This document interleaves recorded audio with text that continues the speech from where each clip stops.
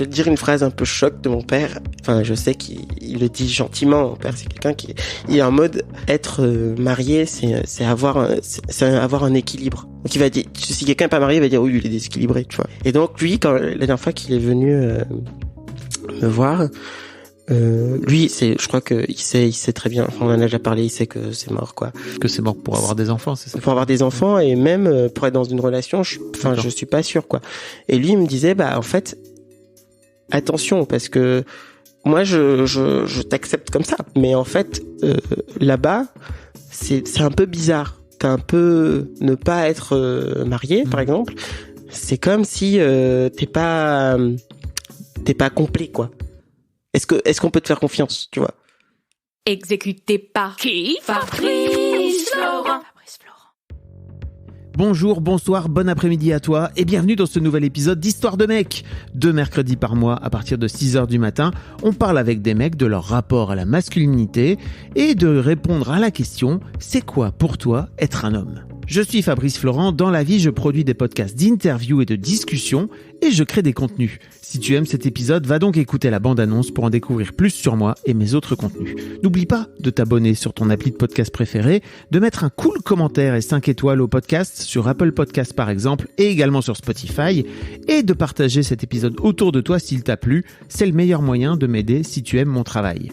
Tu peux aussi retrouver plus de liens pour rejoindre ma communauté sur Discord, me suivre sur les différentes plateformes et réseaux sociaux ou me contacter dans les notes de cet épisode. Voilà, il suffit d'aller voir les notes. Un grand merci d'avance et bonne écoute. Il faut que tu portes bien ton micro près de ta bouche. Ok. Voilà, pour tu vois, on t'entend bien. Tu m'entends mieux. Tu m'entends mieux? Ouais. Là, c'est un Tu m'entends mieux? Ça marche. On est avec Osvaldo, donc salut Osvaldo. Salut. Comment tu vas? Ça va. Tout va bien. Osvaldo, t'as 29 ans, c'est ça? Oui. Et tu m'as envoyé un message donc sur mon WhatsApp, parce que j'ai un nouveau numéro de WhatsApp Pro là. Je vous le mettrai vous pouvez m'envoyer des messages vocaux et tout. Il fait aussi des notes vocales et tout. Je fais des notes vocales, comme ça vous avez un petit vocal de ma part et tout, c'est sympa. Et tu m'as envoyé un message à 2h du mat. En me disant, tu m'as un peu raconté ton histoire, ce que tu vas me raconter dans 2 secondes. Et puis après, tu m'as envoyé un message écrit en disant, putain, je sais pas pourquoi je viens de t'écrire ça. Mais je sentais que à 2h du mat, là, c'était important pour toi de m'écrire. Oui. Ou en tout cas de me laisser un message vocal. Qu'est-ce qui s'est passé cette nuit-là, à 2h du mat, pour que tu te dises, il est temps que j'écrive à Fab. Et comme je t'ai dit, ça fait un moment que j'écoute, que je t'écoute. Et en fait, ce soir-là, t'avais posté un podcast où c'est une note vocale où tu parles aux gens. Et je suis en mode genre, en fait, vas-y. Je vais faire pareil, je vais envoyer une note vocale. En plus, t'avais donné ton numéro professionnel. Et du coup, là, je me suis dit, vas-y, je vais lui envoyer une note vocale. Et en plus, j'arrivais pas à dormir. Et donc, j'avais besoin, à ce moment-là, comme je t'ai dit, je suis un peu dans une phase... un peu changement, et donc j'avais besoin d'en parler avec toi et de partager ça avec les gens qui écoutent le podcast. Donc voilà, j'ai dit je lui écris, on va voir ce que ça donne. Ok. Qu'est-ce qui fait que tu m'as envoyé cette note vocale? Qu'est-ce que tu me racontes? Est-ce que tu peux pitcher en quelques minutes ce que tu vas me raconter? Ouais.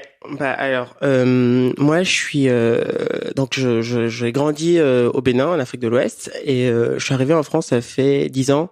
Dans le podcast, j'ai dit 11, mais j'ai tendance à augmenter. C'est ton histoire, personne ne ira vérifier. Donc, ça fait 10 ans que je suis là, et là, je suis en train de faire un chemin inverse. Je suis en train de préparer un chemin de retour. Donc, je retourne m'installer chez moi. Et en fait, je pense que j'ai très peur, quoi. J'ai très peur comme je t'ai dit, je me suis construit en France. Je suis arrivé ici, j'avais 18 ans ou 19 ans. Je me suis construit en France. Et là, je crois que je flippe de rentrer et de me retrouver dans un contexte qui est pas du tout le même, où les gens n'ont pas le même rapport à tout ce qui concerne la masculinité, le rapport aux femmes, le rapport aux gens, tout simplement. Et comme ça me fait flipper, j'avais besoin d'un exutoire pour en parler avant de partir. Merci de partager. Merci de partager ton exutoire avec les auditeurs. Tu me disais que t'écoutais The Boys Club depuis un moment, Histoire de mec aussi, c'est ça, depuis un moment. Mais alors, si tu veux, on peut commencer tout de suite et on va bien sûr parler de ton histoire, mais en fait, c'est quoi pour toi être un mec?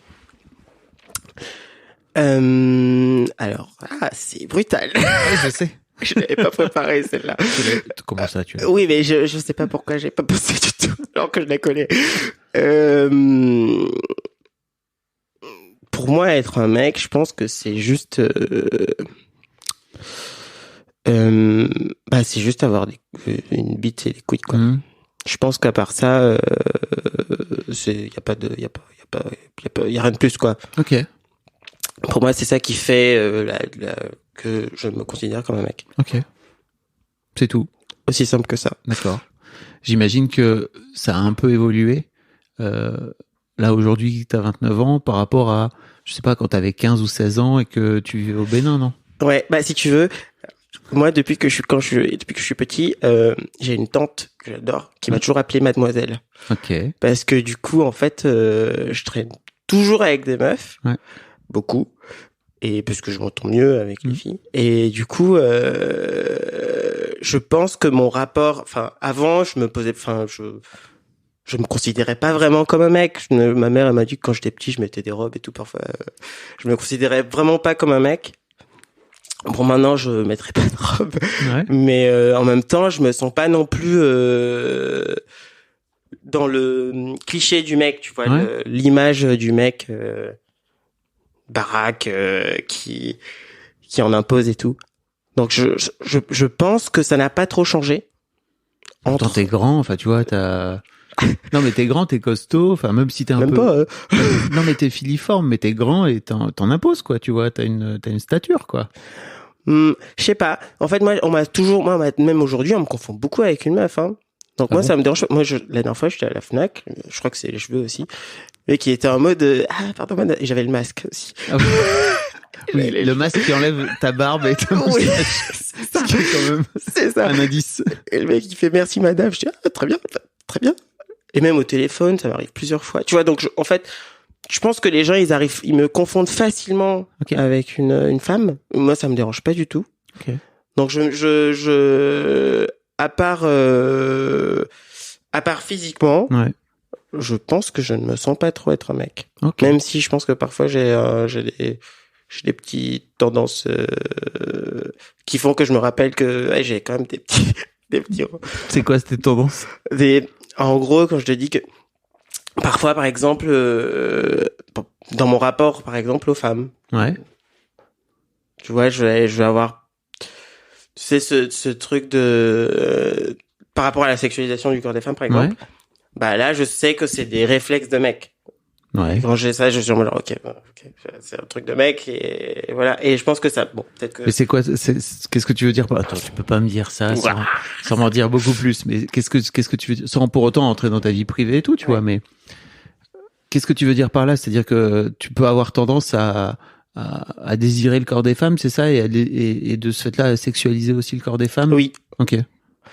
Oui, beaucoup. Mais en fait, ce qui est très bizarre, c'est que lui, il y a ça, mais en même temps, comme je te dis, j'ai beaucoup de potes femmes. Ouais. Et il y a pas d'ambiguïté, quoi. Oui. Mais quand dans la vie de tous les jours, à part mes amis, je pense que j'ai tendance quand même à beaucoup sexualiser le corps des femmes, c'est-à-dire à mater, mais toujours dans tu as le droit de mater sans discrétion et sans mettre mal à l'aise les gens. Oui, mais c'est ça. T'as le droit de mater sans mettre mal à l'aise les gens. C'est personne t'en voudra, quoi. Tu vois. Tu peux regarder les filles dans la rue tant que tu les regardes pas comme un gros clip. Vous n'avez pas vu son regard, mais ça fait très peur. Ok.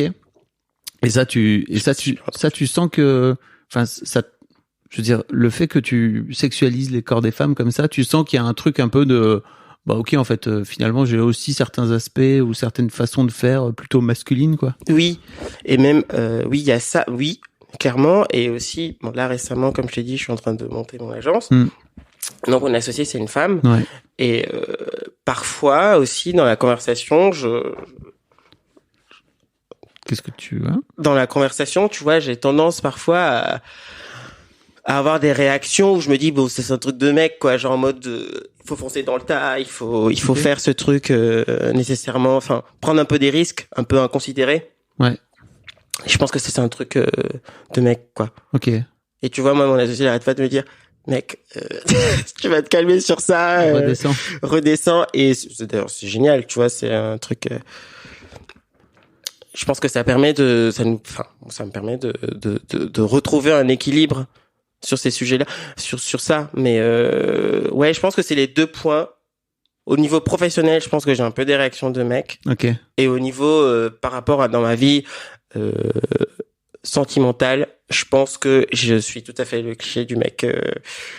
C'est le mec qui parle pas trop, qui parle pas trop dans sa relation. Par contre, je parle beaucoup avec mes amis. C'est très bizarre. Ok. Donc je pense que c'est des trucs un peu de mec quoi. Ok.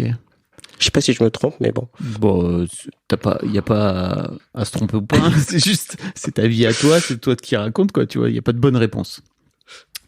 C'est intéressant ça, ce truc de t'ouvrir sans aucun problème à tes amis femmes et d'avoir beaucoup de mal à t'ouvrir avec les filles avec qui t'es en couple. Ouais, ça c'est un vrai sujet.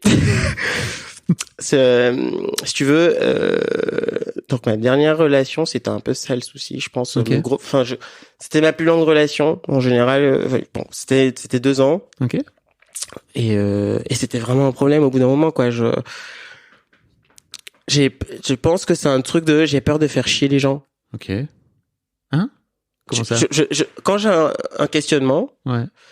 Bah, je vais pas avoir tendance à en parler, bon, surtout, du coup, dans ma relation, je vais pas avoir tendance à en parler, tu vois, je vais dire, bah, en fait, c'est dans ma tête, je vais essayer de le gérer, d'intérioriser le truc, de laisser un peu couler. Et en fait, à un moment, ça sort. Mais ça sort pas, j'ai aussi l'impression que je m'exprime mal parfois, ça sort pas, le truc que je veux dire sort pas. Ouais. C'est un autre truc qui sort, qui n'a rien à voir, tu vois. Rien à voir. Qui n'a rien à voir, où je me rapproche même pas du sujet, et même moi après, je me dis, bah en fait, c'est quoi le sujet? Et tu vois, donc je suis un peu... Tu veux dire qu'en fait, à ce moment-là, tu sors peut-être de la colère parce que t'as peut-être, je sais pas, emmagasiné de la colère ou de la tristesse ou je sais pas quoi par rapport à un sujet qui te fâche avec la personne avec qui t'es, et que plutôt que de l'exprimer sur ce sujet-là, tu viens trouver un truc qui n'a strictement rien à voir, c'est ça? Qui n'a rien à voir. Le premier sujet qui me passe par la tête. Et je me suis rendu compte que, bah, par exemple avec mon ex, ce qu'on faisait, c'est que parfois j'écrivais quoi, parce que du coup, oui, c'est une bonne. C'était pas possible quoi. Donc j'écrivais et là ça allait un peu mieux. C'est trop bien ça. Bah, alors que j'écris comme un pied, mais bon. On s'en fout. Ça permet, personne te demande d'être Balzac à ce moment-là. T'as juste besoin d'exprimer tes émotions. C'est ça? Ouais. C'est plus simple pour toi de les poser par écrit? Je pense, ouais. Ok. Je pense que j'ai besoin de réfléchir à ce que je dis quand je parle. Et ça marchait un peu mieux à ce moment-là. Et après, voilà. Après cette relation, en fait, j'ai fait une grosse phase donc c'est une grosse phase un peu étrange où j'étais en mode bon ok je suis libre maintenant je vais choper tout ce qui bouge. Tu vas pécho, voilà. Ça va durer 6 mois à peu près. Et après ça, en fait, je me suis senti un peu comme une merde, tu vois. Ouais. En mode en fait, c'est comme si je consommais des gens. Ouais. Et depuis, bah, je suis un peu en mode, je ne peux plus, j'ai l'impression que je ne peux plus être en couple. À ce point-là? Ouais. Genre là, j'ai peut-être aussi qu'il y a le fait que je pars et que du coup, ça me retient. Oui. Je pense que ça joue énormément. Bah oui. Parce que tu le prévois depuis 1 an, c'est ça que... Ouais. Oui. Je pense que ça doit jouer. Mais, si tu veux, c'est un peu normal, non? Tu vois, de te dire, bah, je vais pas me projeter dans une relation ou trouver quelqu'un avec qui. Bah, tu tu vois, par exemple, il y a des gens avec qui je sentais qu'il y avait moyen, qu'il y avait un truc bien qui pouvait se passer. Mais de un, j'étais en mode ouais, c'est encore se reproduire, je vais pas réussir à bien communiquer, ça va être la merde et tout. Et deuxième truc, c'était un mode en fait, j'aime trop être seul. Okay. Et du coup avant de penser au fait que je rentre, tu vois, c'est vraiment le dernier ouais, truc. C'était le truc à la fin. Et je crois que je pense que là je suis un peu dans un mood où je suis en mode bah comme j'ai ce problème de communication, j'ai besoin d'être seul, de réfléchir à ça, de travailler sur moi-même avant de réimposer ça, me réimposer à quelqu'un ou de partager quelque chose avec quelqu'un. Et donc, je suis dans un truc un peu... c'est comme si je m'interdisais un peu les relations, quoi. Ok. Comment tu fais pour avoir ce problème de communication alors que j'ai l'impression que tu réfléchis beaucoup? Bah, je sais pas du tout. Ok, tu sais pas? Je sais pas, Tu vois un psy ou une psy? J'ai vu un psy. Ok. Il y a un moment, j'ai arrêté, ça doit faire, je sais pas, un peu moins d'un an, j'ai arrêté. Ok. Au début... Pourquoi t'as arrêté? Bah, en fait, j'avais trop de taf. Ah, ok. En fait, si tu veux, ça marchait. Pendant le confinement, j'ai rencontré un psy pendant le confinement. Ok. Et du coup, ça rencontré un psy pendant le confinement. Ça fait vraiment. C'était en mode genre, j'avais une pote et j'ai dit à la pote genre, ok, il faut que je voie quelqu'un parce que ça va pas du tout. C'était dur pour toi? C'était compliqué. Ouais. J'étais tout seul dans mon petit appart et tu sais, comme je suis loin aussi, bah j'avais pas ma famille à côté, donc c'était vraiment dur. Et donc j'ai rencontré, donc elle m'a donné le contact d'un psy. Et du coup, on faisait les séances en visio. Ok. C'était parfait.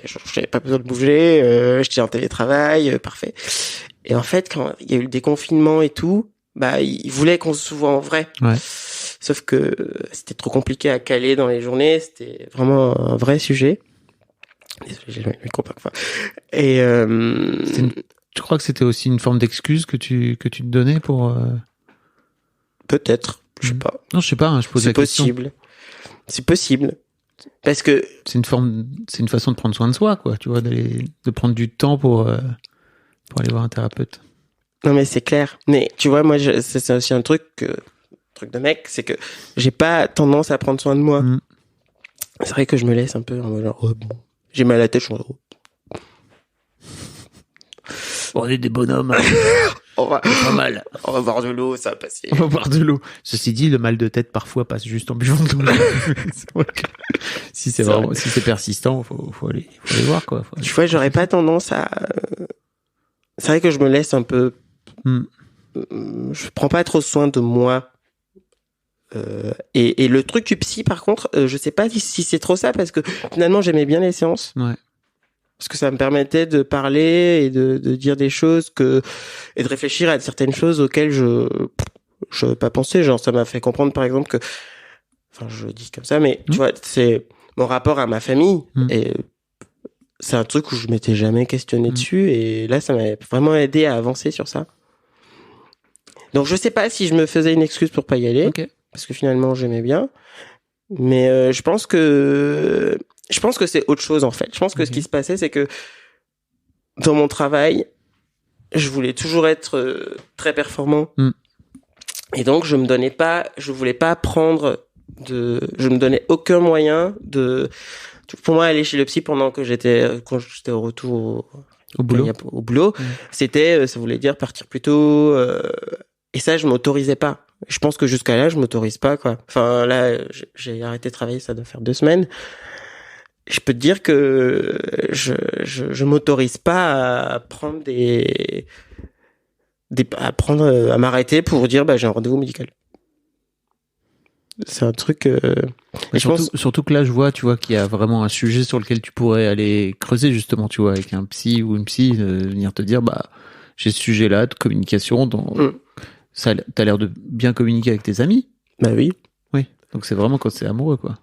C'est ça. Mais après, il y a aussi un truc, je pense que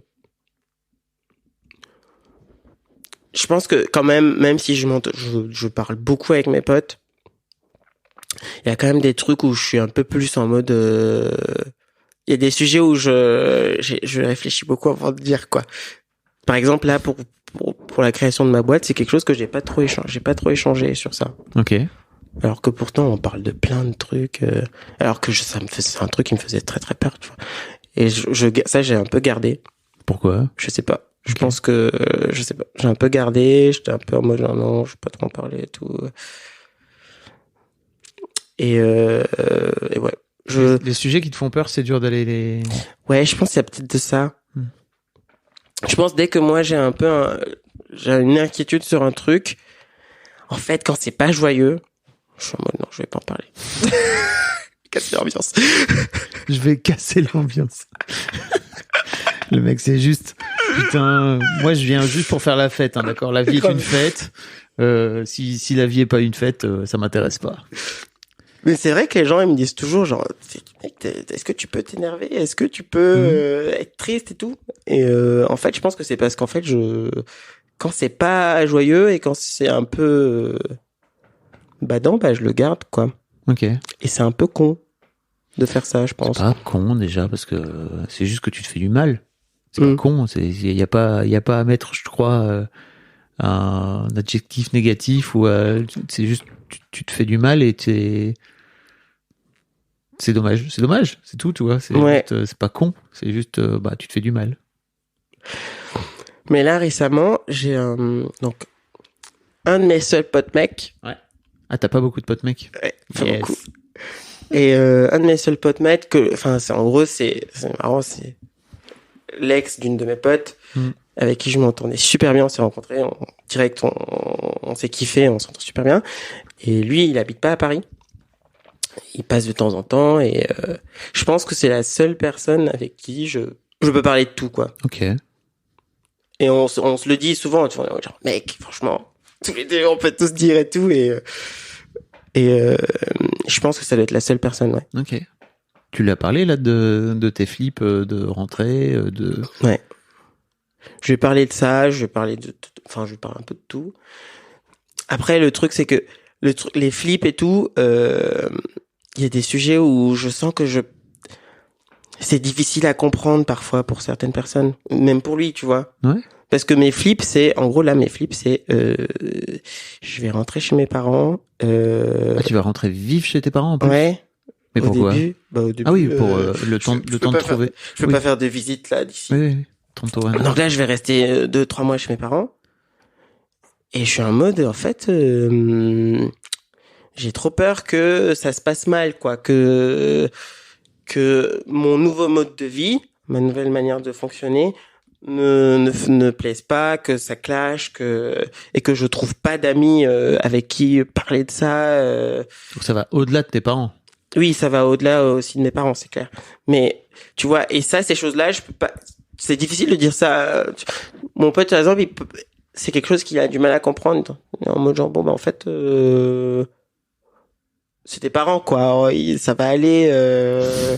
Mais souvent, on me dit ça, mais c'est vrai que ça devrait aller, quoi, sur mes parents. Mais qu'est-ce qui te fait peur, au fond? Pas que ça se passe mal, quoi. Je pense. Mais qu'est-ce qui peut mal se passer? Par exemple, je sais pas. Non, mais je pense que surtout. Tu veux dire qu'ils acceptent pas l'Osvaldo de 29 ans par rapport à celui qui les a quittés à 18, c'est ça? Ouais, que je suis un peu, en fait, j'ai peur d'être un étranger encore, quoi. Ok. Je pense que ça, c'est un truc qui me fait très peur. Parce que je pense que ça se profile un peu déjà. En fait, si tu veux, ici, je me sentais pas chez moi, je me sentais étranger. Ouais. Et donc pas légitime, ce qui fait que je bougeais. Mais en même temps, là-bas, je me dis, quand je vais revenir, ils vont me considérer comme étranger de nouveau. Et ça me fait peur. Moi, j'ai envie en fait, je pense que j'ai très envie de me sentir chez moi, quoi. Là, en ce moment, c'est à la maison. Il y a un podcast très cool qui s'appelle À la maison. Je connais pas. Mais j'ai très envie de me sentir à la maison. Ok. Tu me racontais que ça avait été dur. Tu m'as dit, c'est un traumatisme, la carte de séjour. Je sais pas ce qui s'est passé exactement. Ouais, tu sais, moi, comme je suis étranger, j'ai fait mes études ici. Et donc, toutes les années, tu dois faire un renouvellement de carte de séjour. Et en fait, c'est de la paperasse. et c'est des heures d'attente à la préfecture. Ouais. Et en fait, c'est une espèce de... Moi, quand je suis arrivé, tous mes potes étaient... Bon, ok, beaucoup de mes potes étaient français et un peu partout dans le monde et je me sentais vraiment bien, quoi. Oui. Et en fait, c'est une espèce de piqûre de rappel. En fait, t'as une date de péremption, c'est-à-dire que t'as 1 an là. Si le prochain dossier passe pas, ciao, quoi. Et donc, c'était vraiment un traumatisme. Et le moment où je l'ai vraiment senti, c'est quand je suis arrivé à Paris. Donc moi, j'ai fait mes études à Strasbourg. Ok. Et quand je suis arrivé à Paris, en fait, c'était le moment un peu charnière où je devais changer. En fait, quand t'es étudiant, t'as des cartes un peu spéciales et il faut que tu fasses un changement pour une carte de travailleur. De travail. Ouais. Et ça, c'était compliqué parce que moi, je suis arrivé, j'ai pris mon appart et en fait, j'ai pas aménagé. Mon appart, il était vide. Ah. Et j'étais en mode, je suis resté comme ça pendant 2 ans. Oh. Et j'étais en mode, ouais, en fait, je peux partir. À tout moment, c'est... Okay. Et j'avais vraiment ce truc, même si je le disais pas, et c'était vraiment un truc qui était là tout le temps, quoi. Genre, ouais, en fait, tu peux partir à tout moment. Et c'est le confinement qui a fait que j'ai aménagé mon appart. Oui, parce que t'avais du temps chez toi. Voilà. Et que tu t'es dit, ok. En fait, je vais pas rester là, y a rien. Et j'ai aménagé mon appart à ce moment-là. Et ouais, ça, c'était vraiment un truc qui m'avait vraiment marqué de devoir, en quelque sorte, prouver que j'avais le droit d'être là. Alors que finalement, j'avais quand même... Je me sens français, en fait, un peu. Même tu vois, il y a un truc un peu étrange, même si je me sens français, je me sens pas chez moi. Ouais, je me sens béninois aussi, mais tu vois, il y a un peu un truc de... Il y a un truc de trouver sa place, quoi. Ses racines. Ouais. Même si je suis certain, enfin, je sais que mes racines sont là-bas et que j'aurais plus de légitimité là-bas. Enfin, je me sentirais plus à l'aise, en tout cas. Je sais pas si j'aurais plus de légitimité, mais je me sentirais plus à l'aise. Là, tu vois, depuis que j'ai décidé de partir, là, si tu veux, il y a un gros moment pendant 3 mois à peu près là où j'ai fait un peu les deux en même temps. Je travaillais ici pour mon patron et je rentrais chez moi et je travaillais sur mes projets. Et je sentais vraiment que je changeais. Mon cerveau, il changeait. Oui. C'était vraiment ici. J'étais un peu craintif de tout ce que je faisais. Même si, apparemment, on me disait que je le faisais bien, mais j'étais en mode, ah, putain, merde, peut-être que je me loupe et tout. J'étais pas très à l'aise. Ah ouais? Dans mon métier. Alors que, apparemment, ça allait. Oui, c'est, t'es diplômé, enfin, tu bosses depuis combien de temps lors de ce fait-là, en archi? Ça fait 4 ans. Ok. Je travaille. Oui, donc t'as de l'expérience. Ouais, mais je sais pas, j'avais vraiment un truc, tu vois, quand on faisait des réunions, j'osais pas prendre la parole. Ça, c'est un truc. Même si j'étais en mode genre, ouais, mais en fait, ce que j'ai à dire n'a aucune importance. Genre, moi, j'étais pas à l'aise du tout. Et quand je rentrais chez moi et que je faisais mes propres trucs, bah, j'étais très, très à l'aise, quoi. Je sentais que, voilà, c'était ma place, un peu. Alors, ça devient d'où, cette histoire de manque de légitimité? Ça a commencé quand j'étais plus en études, en fait. Okay. Dès que je suis rentré dans le monde du travail, j'ai eu ça. En fait, j'ai fait 2 agences d'archi, moi. Une agence où on était 3. J'étais le premier employé c'était un couple et moi, j'étais le gamin qui venait d'arriver. Et même là, on était 3, ça va, quoi. Mais j'étais pas à l'aise, tu vois. J'avais ce truc de, c'est mes boss. Donc, en fait, je peux pas être complètement moi. Donc, j'étais très sage et tout, alors qu'en fait, je fais beaucoup la fête quand même. J'étais vraiment dans un truc, je pense que mes anciens boss, ils me connaissaient pas du tout, ils étaient en mode, en fait... Mais t'avais peur de te montrer tel que t'étais, ou... Et tu te disais que peut-être ça allait te jouer des tours, ou... Je sais pas, parce que finalement, l'agence où j'étais après, non.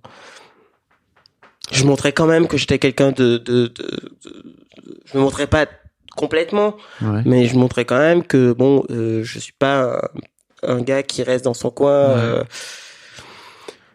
Je sais pas expliquer ça. Okay. Je sais pas, en tout cas, j'ai vraiment notifié que j'avais un problème de légitimité quand j'ai changé. Donc, j'étais étudiant, j'avais mes potes, on faisait des trucs tout le temps, on avait un peu nos délires. Et dès que j'ai commencé à bosser pour des gens, j'étais en mode, ah merde, en fait, faut que je fasse attention à ce que je fais, à ce que je dis, à tout ça. J'étais pas du tout à l'aise. Et tu sens que maintenant, là, que tu vas avoir ta propre agence. Donc, t'es en train de je sais pas si on l'a dit, mais tu crées ta propre agence au Bénin. Ouais. Ça va être plus simple pour toi parce qu'il y a ce côté ok, bah désormais je suis le boss, ou alors c'est parce que aussi tu rentres au pays. Est-ce que tout ça se combine? Ouais, je pense que ça va. Enfin, je pense qu'il y a une combinaison comme tu dis. Ouais. Mais je pense que aussi il y a ce truc de la vraie raison, c'est je suis en mode il y a plein de trucs quand tu vois l'écologie et tout ce qui se passe un peu dans le monde, il y a des vraies problématiques dans le bâtiment par exemple, et je trouve que moi je ne suis pas la bonne personne pour réfléchir aux problématiques d'ici, parce que si j'ai pas grandi dans ce contexte-là. Ouais. Je ne sais pas, c'est des trucs où je peux parler, discuter parce que c'est mon métier, mais je me sens pas légitime de proposer des solutions. Okay. Alors que là-bas, bon, il y a aussi le fait que, je sais qu'il y a un vrai besoin de gens qui font mon métier, déjà. Donc, je pense qu'il y a un peu d'opportunisme ok, en fait, je sais que là-bas, ça va être mieux, au niveau professionnel. Et, après, il y a aussi ce truc de se dire, en fait, j'ai grandi là et je peux apporter des réponses de ce que j'ai vu et de ce que j'ai vécu et de ce que j'ai appris ici aussi. Tu vois, c'est vraiment. Ok. Je pense que c'est un peu ça le truc. D'accord. Non, mais c'est pas.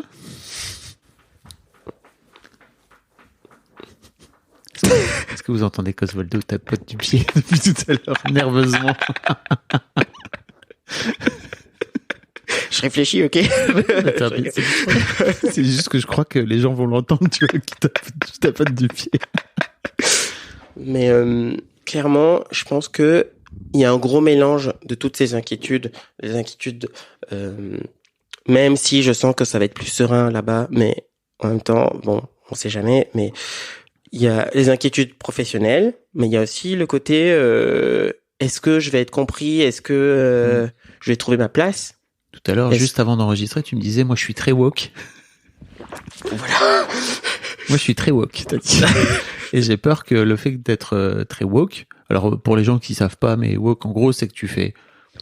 C'est les ennemis de la République, les woke. Ouais, c'est ça. Alors après, si tu commences à rentrer là-dedans, les gens vont se perdre. Si, ils savent pas. Mais en gros, c'est un terme américain à la base qui est très positif, qui signifie d'être éclairé, de faire attention à tes privilèges, de faire attention à globalement comment les gens vivent entre eux, des différentes oppressions qu'il peut y avoir dans le monde, dans le système, etc., dans la société.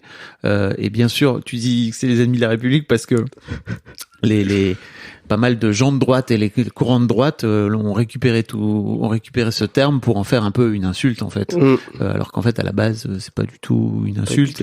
Et donc de ce fait-là, ce qui s'est passé, c'est que en contrepartie de cette récupération de la droite, il y a les gens qui se disent woke, qui disent que maintenant ils en font une blague, donc ça devient impossible à comprendre pour les gens qui sont pas éclairés et qui savent pas du tout de quoi ça parle. Donc bref. Faut brouiller les pistes. Ah mais c'est ça, mais c'est intéressant aussi de voir à chaque fois comment les différentes parties en fait se positionnent, tu vois, en fonction de l'un qui récupère le truc de l'autre pour en faire une insulte, toi après t'es obligé d'en faire une blague pour faire en sorte de bon bref. Ça devient un jeu de ping-pong impossible quoi. Voilà. Alors qu'à la base tout ça est tout simplement, toi tu le dis, j'imagine, pour juste te dire, moi j'ai essayé de grandir en ayant conscience de qui je suis dans le monde, du fait de ton identité, de comment tu te positionnes aussi, toi j'imagine en tant que mec qui vient du Bénin, noir aussi, qui est architecte, donc qui j'imagine est amené à avoir une position sociale plutôt élevée quoi. Bref, beaucoup de choses. c'est quelque chose, j'imagine, que tu as appris au sein de tes études en France, c'est ça, ou en tout cas qui t'a... Oui, je pense que, enfin, pas tant dans les études. Alors, je saurais pas, enfin, pas tant dans les études parce que. En tout cas, dans ton parcours. Oui, c'est ça. À l'école d'archi, c'est pas, ouais. c'est pas le Wokistan, quoi. Ouais, c'est plutôt dans mon parcours, je pense. Ouais. Les gens, j'ai rencontré des gens, qui m'ont un peu fait me poser des questions. Et je pense que aussi t'as ce truc de bon, en fait, comme tu dis, je suis une personne noire et du coup, je pense que t'as plus de facilité à te poser des questions quand t'es pas dans mon cas où je suis pas à la maison.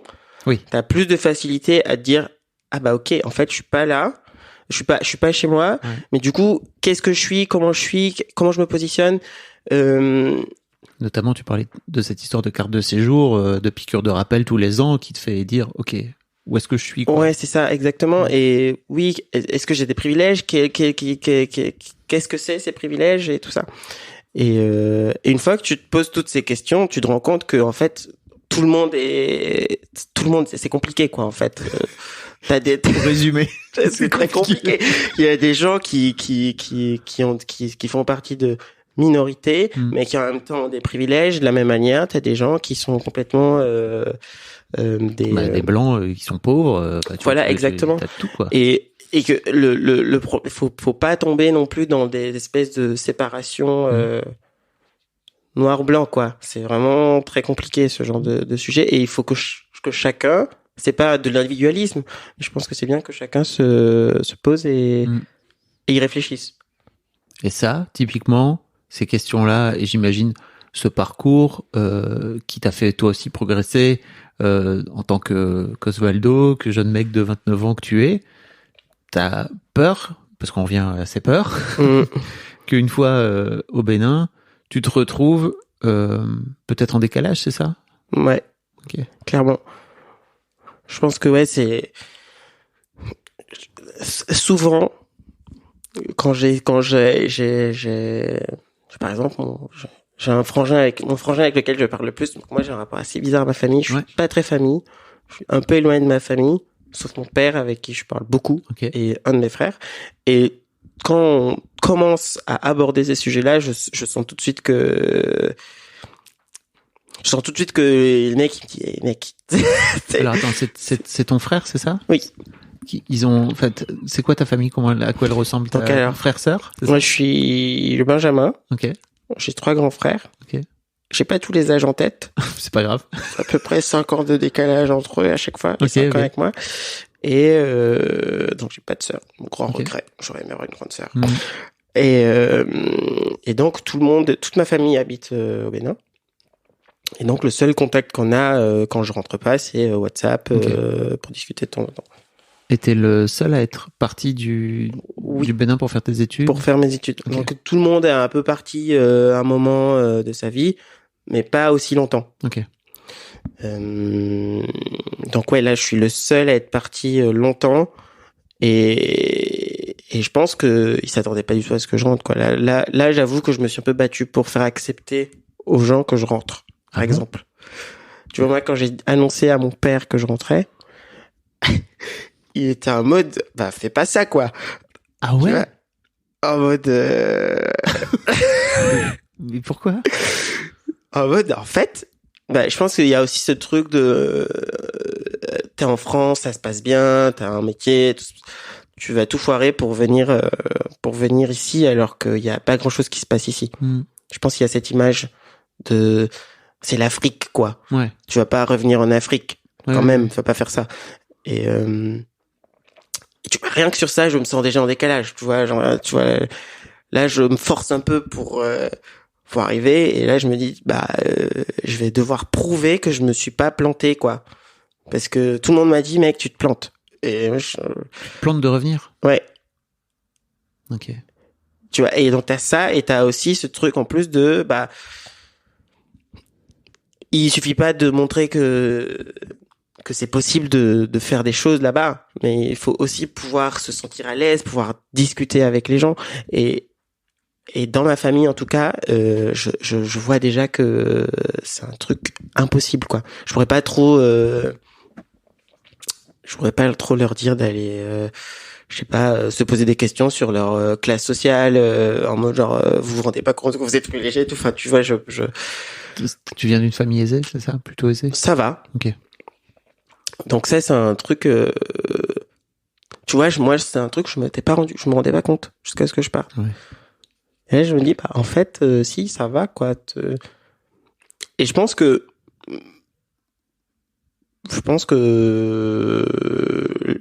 dans ma famille, on se rend pas compte, forcément, de ça. Et une fois qu'on s'en est rendu compte, ça permet de pouvoir aussi dire, de pouvoir un peu clarifier les choses qu'on fait, quoi. Moi, ça m'a beaucoup aidé ça a joué dans mon choix de retourner, quoi. Je suis en mode, bon, ok, en fait, je vais profiter un peu de ces privilèges, quand même. Parce que du coup, ça m'ouvre des portes sur place que je ne peux pas ouvrir ici. En fait, ici, j'ai l'impression que j'ai un plafond de verre au-dessus et que je peux pas. Et tu le sens vraiment? Je le sens. Peut-être que je me trompe. Hein. Mais non. Mais moi, je le sens. Encore une fois, c'est ta réponse à toi. Il n'y a pas de bonne ou de mauvaise réponse. Je me trompe. C'est l'image que je me pose fais. une question qui te concerne. Il y a pas de. Le mec est là. Je ne suis pas sûr d'être très légitime pour parler de moi-même. Attention. Non mais là, pour le coup, t'es totalement légitime pour parler de ton expérience, mon vieux. Non, mais c'est clair que oui. Je pense que j'ai un petit. Ouais. Je pense pas que je puisse évoluer autant que je veux. Ok. Ici. Il vient d'où ce plafond de verre pour toi? Alors, je pense qu'il y a deux possibilités. Soit le fait que je me sens pas légitime fait que je me mets un peu des bâtons dans les roues et du coup que je peux pas grimper. Soit les gens ne me voient pas comme quelqu'un qui puisse évoluer. Ok. Donc je sais pas laquelle des deux et qu'est-ce qui se passe vraiment. C'est un peu la foule à poule, quoi, tu vois. C'est-à-dire que à quel moment le fait de pas te sentir légitime, toi, tu décides d'être un petit peu en dessous et que peut-être les gens de ce fait-là ne te voient pas et donc c'est le serpent qui se mord la queue. Exactement. Quoi. Je pense que ça doit être un peu un mélange des deux. Du coup, quelque chose qui fait que ça fait un peu tourner en rond. Moi, l'agence où j'étais, tu vois, j'étais tellement je me sentais tellement pas légitime que à chaque fois que j'avais des entretiens annuels, j'étais en mode oui mais moi je vais pas être chef de projet hein. Je disais ça quoi, en mode genre attention, je suis pas là pour donc je pense que ça a joué. Et tu crois que cette histoire de carte de séjour, on y revient hein, mais de te sentir je sais pas si c'est pas le bienvenu, enfin je sais pas comment ça se goupille dans ta tête, tu vois, mais il y a vraiment un truc de OK tous les ans, t'as un peu ce truc de il y a un coup près pour toi. Est-ce que de la même façon, tu vois, que t'as pas aménagé ton appart pendant 2 ans, alors après il y a un vrai truc aussi de prendre soin de soi hein, derrière tout ça, mais j'imagine que les deux viennent cohabiter à un moment donné, parce qu'il y a pas mal de mecs qui sont incapables aussi de prendre soin, qui ont pas de carte de séjour ou je sais pas quoi, qui sont incapables de prendre soin de leur intérieur, mais ça c'est autre chose. À quel point cette histoire de carte de séjour qui t'empêche, tu vois, de te projeter aussi toi, ou en tout cas de te dire putain tous les ans il y a un coup près, ça t'a l'impression empêché de te projeter dans une carrière en France? Je pense que je me suis senti quand même bienvenu par les Français en général, mais c'est juste ce truc institutionnel qui me bloquait. Et après tu vois, je pense que j'aurais pu à un moment dire ok je me lance dans la procédure pour demander la nationalité tout ça, et ça m'aurait simplifié la vie en fait. Mais je l'ai pas fait parce que je sais pas pourquoi je l'ai pas fait, alors que en fait ça me met tellement la pression d'aller chercher la carte de séjour à chaque fois, mais en même temps le seul truc que j'aurais pu faire pour passer ça et me sentir et enlever ce poids de ma tête, je l'ai pas fait. Mais le jour où j'ai décidé, je sais que c'est important parce que le jour où j'ai décidé que je partais, j'ai senti un gros en mode bah ok c'est bon, j'ai pas besoin de reprouver parce qu'en fait il y avait aussi ce truc de c'est des papiers c'est de la paperasse. Mais en fait, à un moment, il faut que tu ailles demander des papiers à tes boss, quoi. Et du coup, ça te fait sentir un peu comme si tu leur dois un truc en plus. Ouais, je comprends. Et donc ça, c'est le truc qui ça me saoulait, quoi. De vraiment être en mode, je me sentais pas pareil que les autres. Tu vois, moi, j'avais mes potes qui étaient en mode genre, j'ai trouvé un boulot. Typiquement, quand je suis arrivé à Paris, en fait, quand tu demandes ton changement de statut, ils te disent, il faut que tu sois dans un travail, peu importe, et que tu restes 2 ans dans ce travail. Sauf qu'en fait, moi, j'avais envie de changer de boulot à un moment. Et mes potes, ils pouvaient changer de boulot. Et moi, j'étais pas censé pouvoir changer de boulot. Et ça, je trouvais ça juste insupportable. Alors que moi, je voulais bouger. Du coup, je l'ai quand même fait. Et j'ai dû tout recommencer. Ça m'a saoulé, mais je l'ai quand même fait. Mais tu vois, c'est comme si j'avais eu une punition derrière d'avoir fait ce que tout le monde faisait, quoi. Donc, je pense que effectivement, ce traumatisme-là, ça joue sur plein de choses. Sur mon rapport au travail, à la légitimité, à plein de choses. Et t'as l'impression que si la France t'avait un peu mieux accueilli, ou en tout cas t'avais foutu moins de bâtons dans les roues pour administratif notamment, t'aurais pu envisager de faire une carrière ici ? Ouais, je pense. Ah ouais. Donc je pense que oui. Donc il y a aussi une forme de alors c'est pas un gros mot pour moi, mais tu vois, de fuir un peu de fuir un peu cette situation instable en fait pour toi en France, quoi, c'est ça? Je pense que oui, c'est un peu tu vois, ce que je trouve un peu stupide, c'est que ça fait je comprends que quand t'arrives, on veuille te vérifier des choses, c'est normal. C'est comme ça dans tous les pays. Mais en fait, je comprends pas que tu fasses 6 ans d'études qui se passent bien et qu'après on te demande des comptes juste dingues, quoi, des trucs à prouver, continuer à reprouver tout le temps que tu as le droit d'être là. Je trouve que c'est ça qui m'a un peu... Ok. Mais clairement, je pense que si j'avais pas tout ça, ça aurait changé la donne. Et d'un autre côté, je te sens hyper content aussi d'aller tenter ton aventure entrepreneuriale au Bénin, quoi. Ouais. Ok. C'est sûr que ça, je l'ai vraiment cherché. En mode genre, je voulais vraiment y aller. Ouais. Même si je savais que c'était compliqué, c'est pas du tout ce que j'ai appris. Faut que je réapprenne mon métier parce que c'est pas du tout le même métier là-bas, c'est autre chose.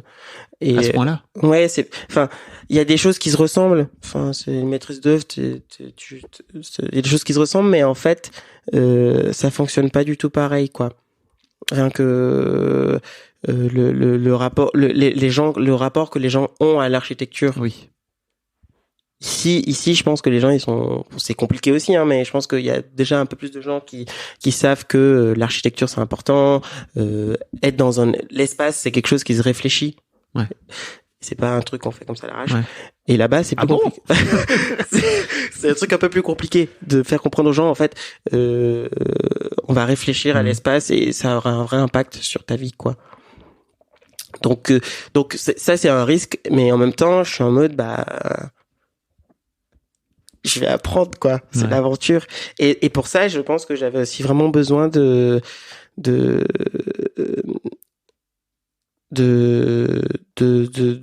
fait, ce que je veux dire, c'est que j'ai fait une expérience avant. En fait, ça fait un moment que j'y pense, donc ça fait 1 an. J'ai tenté une fois de trouver un collectif avec qui travailler. Ça m'a pas plu. Parce qu'en fait, c'était que des mecs, je pense. Ah. On revient toujours à ce problème avec les gars. C'était que des mecs. Et parfois, t'avais des présentations et les mecs, ils disaient, ouais, là, le bureau, c'est pour monsieur, la cuisine, c'est pour madame, des trucs comme ça, un peu chiant. Oui. Et là, en fait, j'ai vraiment très envie de rentrer parce que j'ai trouvé mon associé, qui est une femme avec qui on peut vraiment... Je sens qu'il y a une complémentarité. Et moi, j'ai toujours été plus... Enfin, bon, tu sais, maintenant, Tout le monde le sait. Hein. Ouais, c'est bon. La planète entière c'est que t'as l'air d'être plus à l'aise avec les... Beaucoup plus à l'aise, quoi. Avec les femmes qu'avec les mecs. Qu'est-ce qui... Parce que finalement, on n'a pas beaucoup parlé de masculinité, mais j'adore vraiment parler tu vois, de tes prises de tête où j'ai l'impression que t'as le cul entre deux chaises à plein de niveaux. C'est trop cool. Enfin, c'est trop cool. Non, c'est pas trop cool. C'est pas cool, ok. mais merci beaucoup de partager ça. Vraiment, c'est chouette de venir raconter ce qui se passe profondément en toi. Qu'est-ce qui fait que t'as toujours eu du mal avec les mecs? Je pense que moi, je fais partie des gens qui ont été un peu, je sais pas comment on dit en français, mais bullied. Harcelé? Ouais. Mais de manière très insidieuse, pas au niveau qu'on peut voir dans les séries américaines où le mec il se fait tabasser et tout, mais plus en mode, tu vois, moi j'étais au primaire, j'étais vraiment petit, très maigre, très très timide. En fait, il y a eu un gros changement. À la maternelle, j'étais un peu surexcité. Ouais. Et je suis arrivé au primaire et je suis devenu très calme et très rangé. Et en fait, je voulais toujours traîner avec les mecs à ce moment-là. Enfin, même si en fait, je m'entendais déjà beaucoup plus avec les meufs, mais je pense que socialement, j'avais l'impression que il fallait que je sois. Oui, c'est ça. T'as envie d'aller avec le groupe pour lequel tu t'identifies, quoi. Exactement. Et ça marchait pas. Je me faisais un peu tège. Et du coup, je pense que ça m'a fait vraiment une espèce de haine des mecs. En mode genre, en fait, je vais pas dire, mais en fait, ça sert à rien, quoi. C'est mieux de parler avec des meufs qui étaient beaucoup plus ouvertes et avec qui j'avais plus de facilité pour échanger. Et ma fameuse tante là, qui t'appelait mademoiselle. C'est beaucoup plus tard que j'ai compris, quoi. Parce que du coup, sur le coup, je comprenais pas pourquoi elle m'appelait mademoiselle, mais maintenant je comprends, quoi. C'est vraiment un truc j'avais vraiment ce truc, même dans ma famille, mes cousins, je les ghostais de ouf, quoi. Je passais mon temps avec mes cousines. Donc ouais, c'est vraiment. Je pense que ça vient du fait que je m'étais fait rejeter par les mecs, un peu harcelé en mode genre. Enfin, t'as pas forcément le droit de faire exactement comme nous, d'une certaine manière. Tu vois, au niveau des bêtises, par exemple, tu te sens en équipe quand tu fais des bêtises ensemble et tout. Bah, moi, je me sentais pas le droit d'aller faire des conneries avec eux, tu vois. Et donc, ça me mettait un peu de côté. Ou, par exemple, un autre truc, je déteste le foot. Bah, du coup, ça fait déjà une grosse barrière. Les gens, ils jouent au foot tout le temps. Je pouvais pas jouer au foot. Ah, ça, le foot, c'est une purge. Hein. Laisse-moi te le dire. Le foot dans les cours. Et tu disais que tu avais un frère avec qui tu parlais beaucoup, c'est ça? Donc un grand frère, j'imagine. Alors donc il y a, je sais pas. C'est ton frère qui a donc 10 ans de plus que toi, c'est ça? C'est ça. Okay. Entre les deux. Ouais. Et oui, en fait, je pense que c'est la seule personne de la famille avec qui, tu vois, on peut se dire je t'aime, quoi. Okay. Donc on peut vraiment. Lui, il a vraiment ce truc où il a un peu avancé sur ce genre de choses. Il est moins pudique, on va dire ça. Et donc on peut vraiment discuter. On prend des nouvelles souvent. Et je pense que c'est tu vois, ma famille est très patriarcale. Ouais. Et en fait, c'est bizarre pour les gens de demander comment ça va, mais comment ça va profondément. Tu vois, en général quand on te demande comment ça va, c'est est-ce que le travail se passe bien. Et lui, c'est le seul qui me demandait vraiment comment ça va profondément, quoi. Bon, j'avais un peu du mal à répondre parfois, mais c'était trop cool déjà d'avoir ça. C'est une ouverture, quoi. Et je pense que lui, il se rend pas compte que c'est très bizarre parce que quand on était petit, on s'engueulait tout le temps. C'était mon frère que je détestais le plus parce que on s'engueulait tout le temps. Et quand je suis parti, vous aviez 10 ans d'écart, c'est beaucoup, non? Ouais, c'est vrai que ça.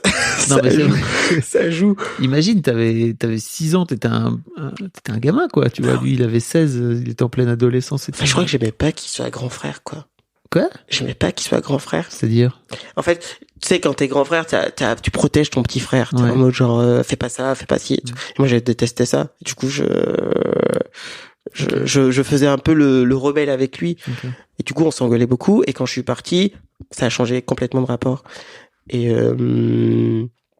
ouais, je pense que ça vient surtout de ça, du fait que il se posait vraiment la question de comment ça va, quoi. Et donc, t'es en train de me dire que, si j'ai bien compris, la société béninoise, enfin, t'as un peu peur de comment la société, le patriarcat made in Bénin, alors qu'en France, bah, on aussi, est complètement patriarcal aussi, mais je sais pas, d'ailleurs, peut-être tu pourras en parler.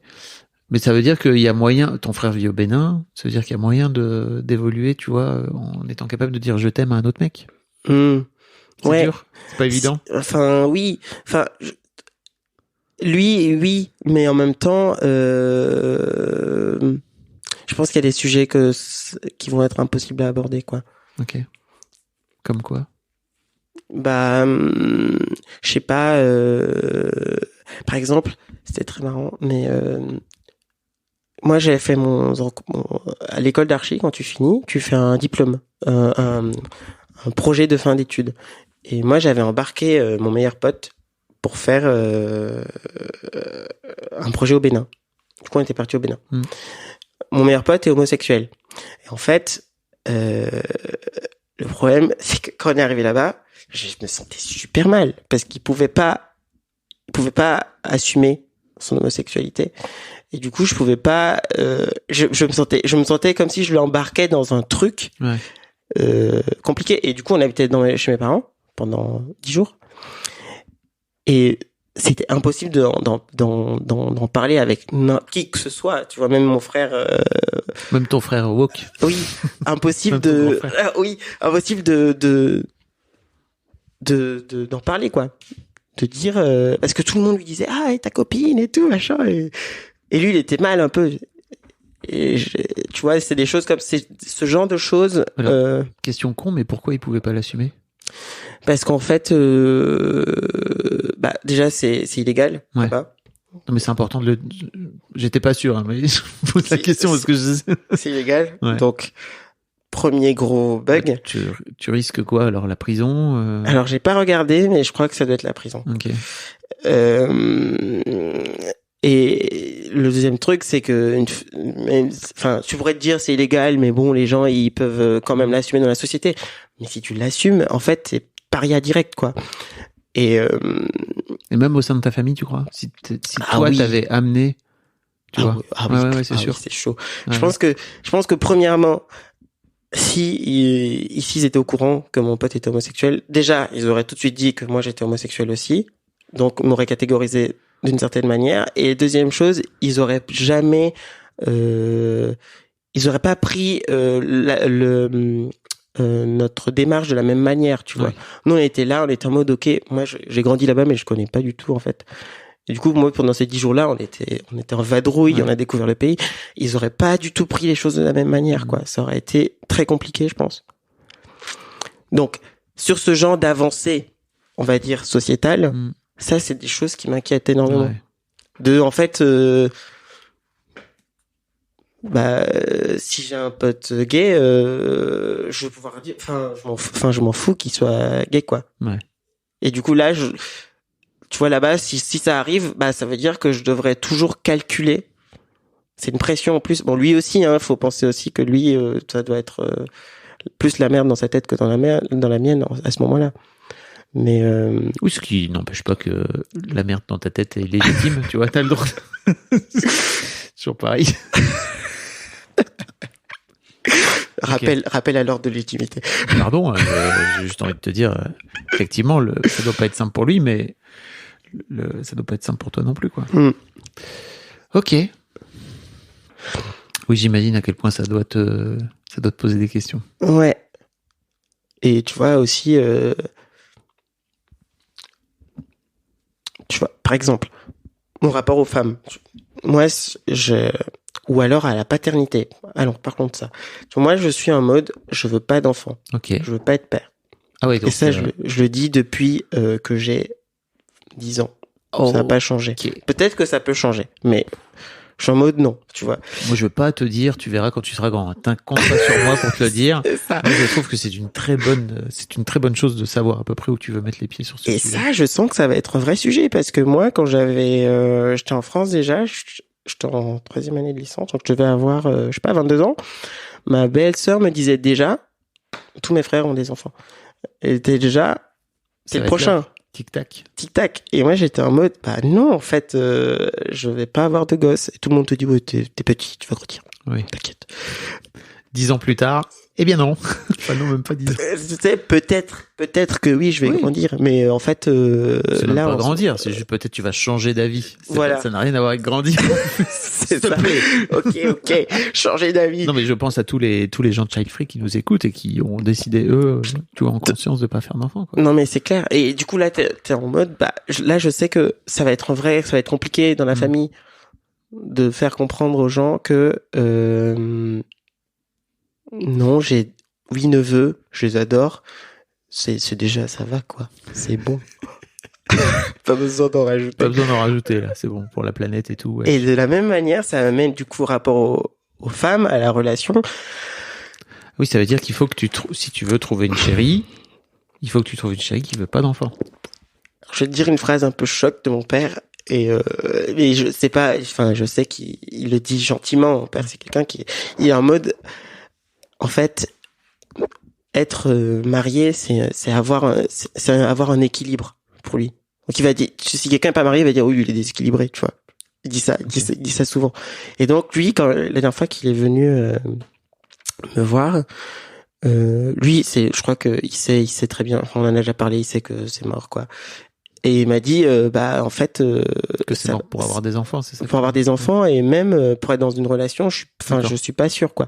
Et lui, il me disait, bah en fait, attention, parce que moi, je t'accepte comme ça, mais en fait, là-bas, c'est un peu bizarre. T'as un peu ne pas être marié, par exemple. C'est comme si t'es pas complet, quoi.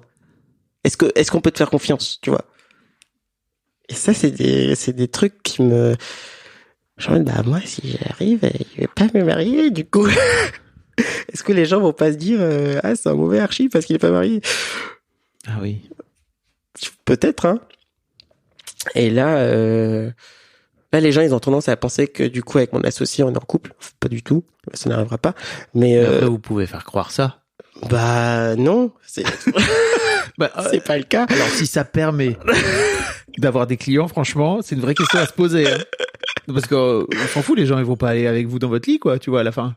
Et moi je dis ça. Non mais je pense que je me poserai la question.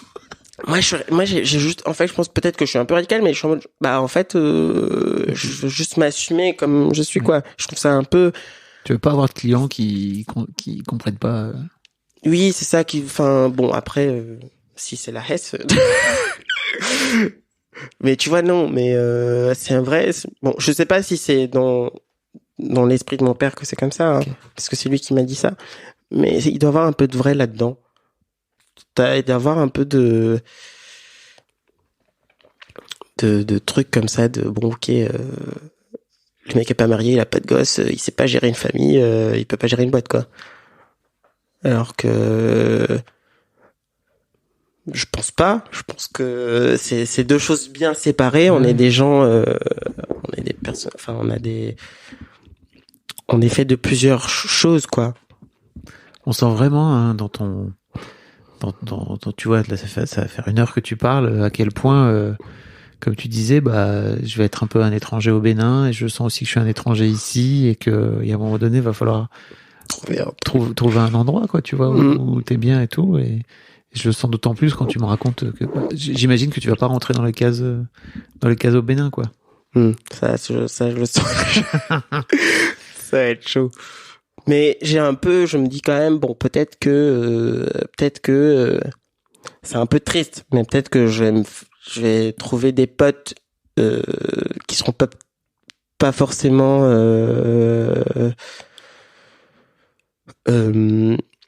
enfin, peut-être que je vais me retrouver dans une communauté d'expats, quoi. Ouais. Et ça, je sens que ça va vers ça. Et je trouve que c'est un peu triste, mais en même temps, pour me sentir à l'aise, Ça peut être une solution.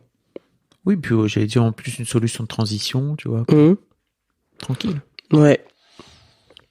Est-ce qu'il y a des sujets sur lesquels je t'ai pas amené, dont tu aurais aimé parler? Non, je pense qu'on a fait le tour. C'était trop intéressant. Hein. Merci, bah c'était très cool. C'est vrai? Ouais. Ah, trop bien. Et tu sais quoi? J'aimerais bien qu'on se donne rendez-vous dans un an et demi, tu vois. Ok. Je sais pas trop si on pourrait... Enfin, tu vois, si tu reviendras de temps en temps à Paris... C'est l'idée, hein. Je viens juste pour la fête.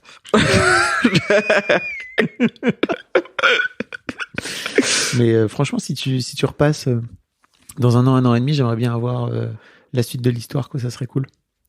Merci beaucoup, Osvaldo. C'était vraiment canon. Merci, Fab. Je sais pas.